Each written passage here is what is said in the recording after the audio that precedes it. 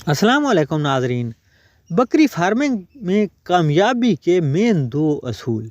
अगर आप लोग बकरी फार्मिंग को कामयाब बनाना चाहते हैं तो उसके लिए दो असूल होते हैं।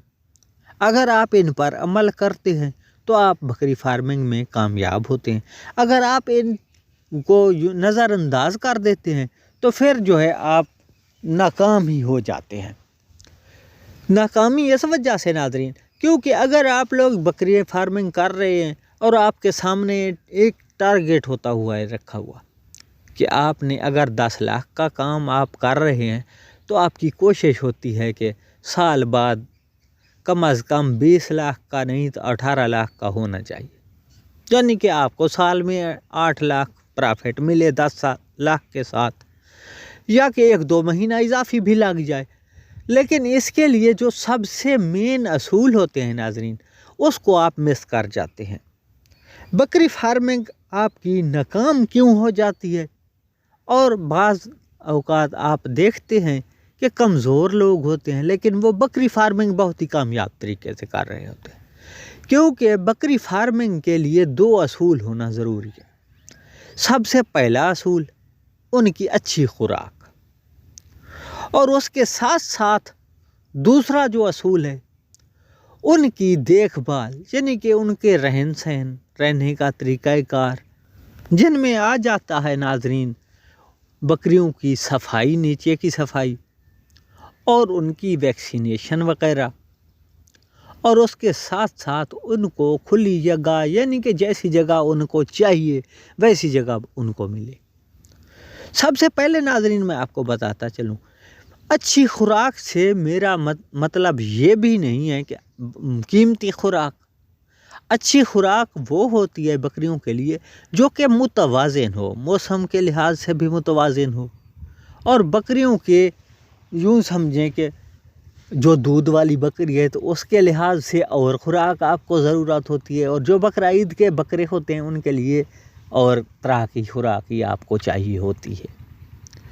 जो एक आम सी बकरी को खुराक चाहिए होती है, अगर आप वो भी ठीक से खिला रहे होते हैं तो उससे आपके बकरे या के बकरियां जो भी हैं वो प्रॉफिटेबल ही होती हैं, क्योंकि बकरियों की जो खुराक है इनमें कई तरह की खुराक आ जाती है।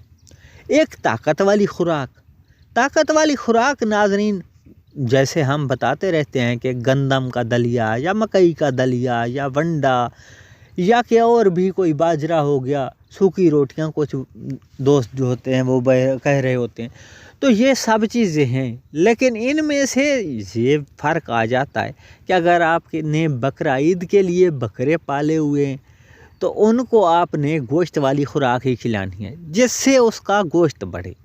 जितना गोश्त बढ़ेगा उसका, वो उतना ही आपके लिए प्रॉफिटेबल होगा। और अगर आपकी बकरी दूध वाली है तो उसको दूध बढ़ाने के लिए जो खुराक दरकार है, अगर दूध वाली खुराक उसको ज़्यादा मिलती है तो वो आपके लिए ज़्यादा प्रॉफिटेबल हो जाती है, क्योंकि ज़्यादा दूध देगी तो उसके बच्चे जो हैं वो भी अच्छे खासे और मोटे ताज़े होंगे। अगर वो दूध कम दे रही है तो इससे आपके उस जो बच्चे हैं बकरियों के वो कमज़ोर होंगे, तो आपको उससे प्रॉफिट नहीं मिलना। ये हो गई एक तो मेन बात। अगर आप इन बातों को इग्नोर करते हैं तो फिर आपकी कामयाबी के चांसेस यूँ समझिए कि ना होने के बराबर ही हो जाते हैं। ये सब चीज़ें यूँ समझिए कि बकरियों की फार्मिंग के असूल हैं। इनसे तो कोई भी मेरा दोस्त इस बात से यूँ समझें कि नहीं इनहराफ करेगा, साइड मारेगा, क्योंकि ये सब चीज़ें ज़रूरी हैं। इसके साथ साथ नाज़रीन ताकत वाली खुराक का मैंने बता दिया। ऐसे ही आपको तूड़ी भी चाहिए। तूड़ी भी आप लेते हैं, अगर लेते हैं लेने के बाद आप जो खिलाने का तरीक़ाकार है वो आप ठीक नहीं रखते। फ़र्ज़ किया आपने तूड़ी जो है वो छानी नहीं है, उसमें मिट्टी मिक्स है और आपने अपने बकरों को खिला दी, तो उसने भी आपकी बकरियों का इतना फ़ायदा नहीं करना। और अगर आप तूड़ी छान कर खिला देते हैं तो वो आपकी बकरियों के लिए बहुत ही फ़ायदेमंद साबित होती है। تو اسی طرح ناظرین جو موسمی ویکسینیشن ہے وہ بھی بکریوں کے لیے اتنی ہی ضروری ہوتی ہے۔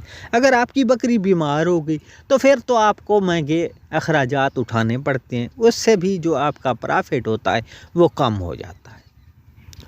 تو ناظرین یہ تھی ہماری آج کی ویڈیو، ملتے ہیں انشاءاللہ نیکسٹ ویڈیو میں، اس وقت تک کے لیے اجازت دیجیے۔